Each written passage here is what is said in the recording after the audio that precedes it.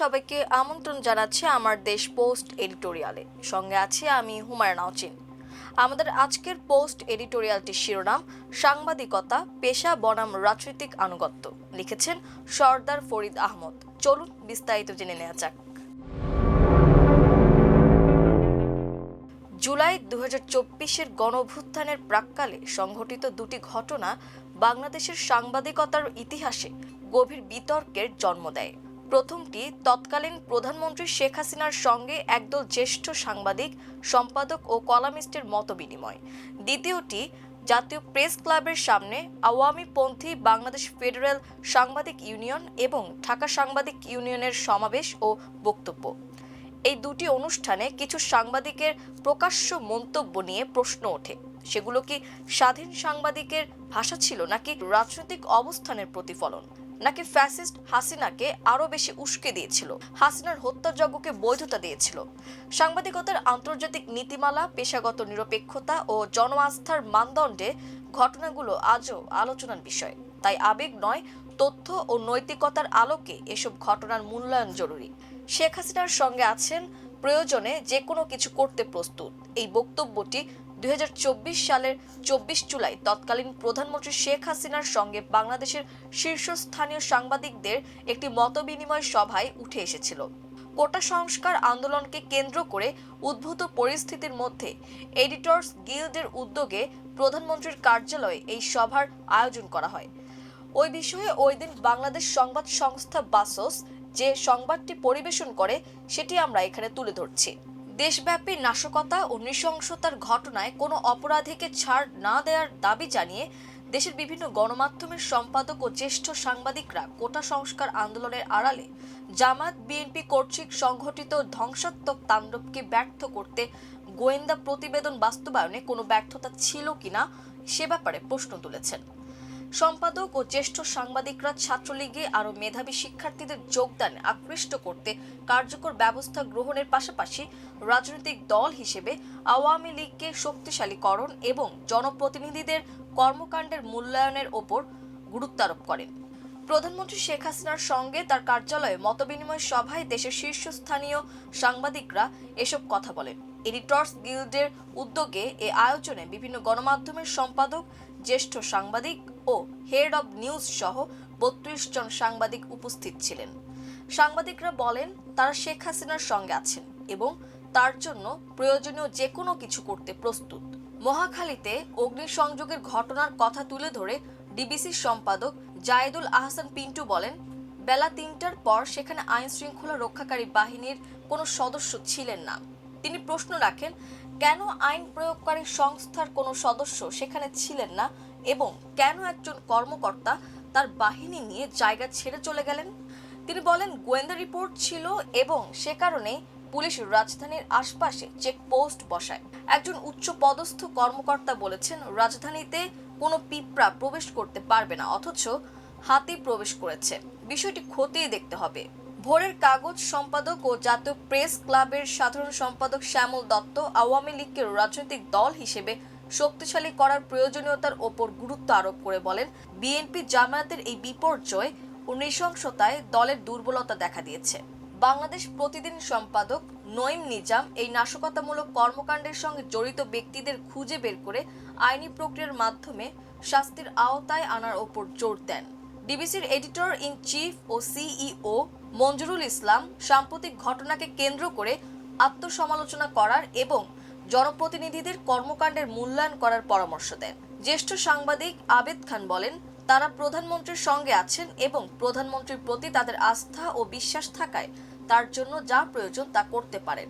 জাতীয় প্রেস ক্লাবের সভাপতি ফরিদা ইয়াসমিন বলেন, এ ঘটনায় আন্তর্জাতিক মিডিয়ার ভূমিকা পর্যবেক্ষণ করার সময় এসেছে, কারণ তারা এখন বাংলাদেশের বিরুদ্ধে অপপ্রচারের যন্ত্র হিসেবে আবির্ভূত হয়েছে। এছাড়া দৈনিক যুগান্তরের সম্পাদক সাইফুল আলম, ঢাকা জার্নালের প্রধান সম্পাদক সৈয়দ ইশতিয়াক রেজা সহ মোট 18 জন সাংবাদিক অনুষ্ঠানে বক্তব্য দেন। আরও উপস্থিত ছিলেন আজকের পত্রিকার সম্পাদক অধ্যাপক গোলাম রহমান, সময় টেলিভিশনের আহমেদ জুবায়ের, দ্য বিজনেস স্ট্যান্ডার্ডের সম্পাদক ইনাম আহমেদ, ইন্ডিপেন্ডেন্ট টেলিভিশনের শামসুর রহমান, 21 টেলিভিশনের রাশেদ চৌধুরী, মাছরাঙা টেলিভিশনের রেজানুল হক রাজা, আমাদের নতুন সময়ের সম্পাদক নাসিমা খান, ডিবিসির সম্পাদক প্রণব সাহা, এটিএন নিউজের প্রভাস আমিন, নিউজ 24 এর রাহুল রাহা, বৈশাখী টেলিভিশনের সাইফুল ইসলাম, বাসসের ব্যবস্থাপনা পরিচালক ও প্রধান সম্পাদক আবুল কালাম আজাদ প্রমুখ। প্রধানমন্ত্রীর প্রেস সচিব মোহাম্মদ নাইমুল ইসলাম খান অনুষ্ঠানটি সঞ্চালনা করেন এবং স্বাগত বক্তব্য দেন এডিটর্স গিল্ডের সভাপতি মোজাম্মেল হক বাবু। 2024 সালের 27 জুলাই আওয়ামীপন্থী সাংবাদিকরা জাতীয় প্রেস ক্লাবের সামনে সরকারের সমর্থন এবং বিএনপি জামাতের বিরুদ্ধে সমাবেশ করেন। সমাবেশে সরকারের দমন পীড়নের প্রতি সমর্থন জানান এই সাংবাদিকরা। সমাবেশে সাংবাদিক নেতারা কোটা সংস্কার আন্দোলনকে কেন্দ্র করে বিএনপি জামাত শিবিরে দেশ জুড়ে চালানো হত্যাকাণ্ড, সহিংসতা, রাষ্ট্রীয় ও জাতীয় সম্পদ ধ্বংস এবং অগ্নিসংযোগের তীব্র নিন্দা জানান। পরিস্থিতি স্বাভাবিক করতে এবং জননিরাপত্তা নিশ্চিত করতে তৎকালীন প্রধানমন্ত্রী শেখ হাসিনার নির্দেশিত সরকারি পদক্ষেপগুলোর প্রতি তারা পূর্ণ সমর্থন ও সংহতি জ্ঞাপন করেন।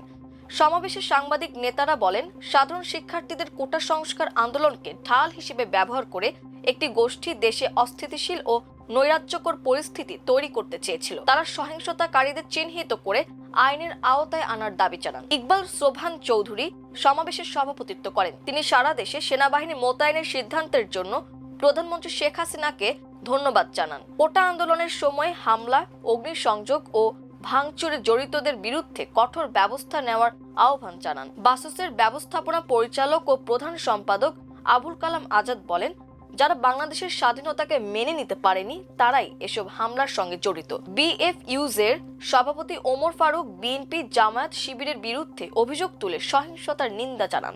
মঞ্জুরুল আহসান বুলবুল সহিংসতার নিন্দা ও দায়ীদের বিচারের দাবির সঙ্গে একাত্মতা প্রকাশ করেন। আরও বক্তব্য রাখেন শ্যামল দত্ত, আব্দুল জলিল ভুইয়া, সোহেল হায়দার চৌধুরী, আজিজুল ইসলাম ভুইয়া, সৈয়দ শুক্কুর আলী শুভ, নজরুল ইসলাম মিঠু, আব্দুল মাজিদ, রফিকুল ইসলাম রতন প্রমুখ।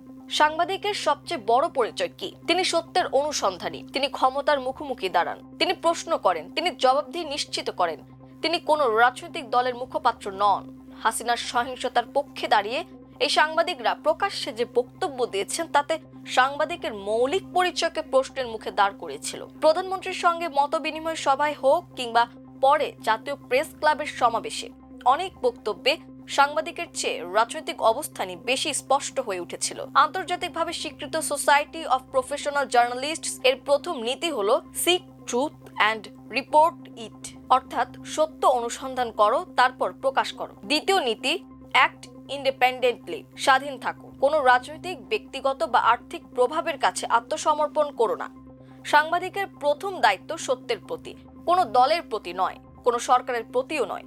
ইউনেস্কোর সাংবাদিকতার নির্দেশিকায় বারবার বলা হয়েছে, সংবাদকর্মীর বিশ্বাসযোগ্যতা নির্ভর করে তার নিরপেক্ষতা, বহু মতের প্রতি সম্মান এবং প্রমাণ ভিত্তিক উপস্থাপনার ওপর। বাংলাদেশ প্রেস কাউন্সিলের আচরণ বিধিও একই শিক্ষা দেয়। সংবাদ প্রকাশের সতর্কতা, ন্যায়পরায়ণতা, বস্তুনিষ্ঠতা এবং অযাচিত পক্ষপাত এড়ানোর কথা সেখানে স্পষ্টভাবে উল্লেখ রয়েছে। এই মানদণ্ড সামনে রাখলে কয়েকটি প্রশ্ন অনিবার্য হয়ে ওঠে। যখন একজন সাংবাদিক তদন্ত শেষ হওয়ার আগেই কোনো রাজনৈতিক দল বা গোষ্ঠীকে নিশ্চিতভাবে দায়ী ঘোষণা করেন, তখন তিনি কি তথ্য দিচ্ছেন নাকি রায় শুনিয়ে দিচ্ছেন? যখন কোনো সাংবাদিক ক্ষমতাসীন সরকারের প্রতি প্রকাশ্য সমর্থনের ভাষা ব্যবহার করেন, তখন সাধারণ মানুষ তাকে স্বাধীন সাংবাদিক হিসেবে দেখবে নাকি সরকারের সমর্থক হিসেবে? যখন সাংবাদিকের বক্তব্যে প্রশ্ন কম, প্রশংসা বেশি থাকে, তখন সাংবাদিকতার মৌলিক ভূমিকা কোথায় দাঁড়ায়? সাংবাদিকের শক্তি তার বিশ্বাসযোগ্যতায়। সেই বিশ্বাসযোগ্যতা একদিনে তৈরি হয় না, আবার একদিনের আচরণে তা ক্ষতিগ্রস্ত হতে পারে। ইতিহাসের প্রতিটি সংকট সাংবাদিকদেরও পরীক্ষা নেয়। কে সত্যের পাশে দাঁড়িয়েছেন আর কে ক্ষমতার পাশে, সময় তার হিসাব রাখে। রাজনৈতিক ক্ষমতা বদলায়, সরকার আসে, সরকার যায়, কিন্তু সাংবাদিকতার নৈতিকতা বদলায় না। সাংবাদিক যদি জনগণের আস্থা হারান, তবে তিনি শুধু নিজের নয়, পুরো পেশার ক্ষতি করেন। নতুন প্রজন্ম তখন সাংবাদিকতাকে আর স্বাধীন পেশা হিসেবে দেখে না, দেখে রাজনৈতিক আনুগত্যের আরেকটি ক্ষেত্র হিসেবে। বাংলাদেশের সাংবাদিকতার সামনে তাই আজও সবচেয়ে বড় চ্যালেঞ্জ একটাই, দল নয়, সত্যের পাশে দাঁড়ানো। কারণ সাংবাদিকের একমাত্র দল হওয়া উচিত সত্য। এই ছিল আমার দেশ পোস্ট এডিটোরিয়ালে। এতক্ষণ আমাদের সঙ্গে থাকার জন্য অসংখ্য ধন্যবাদ। আল্লাহ হাফেজ।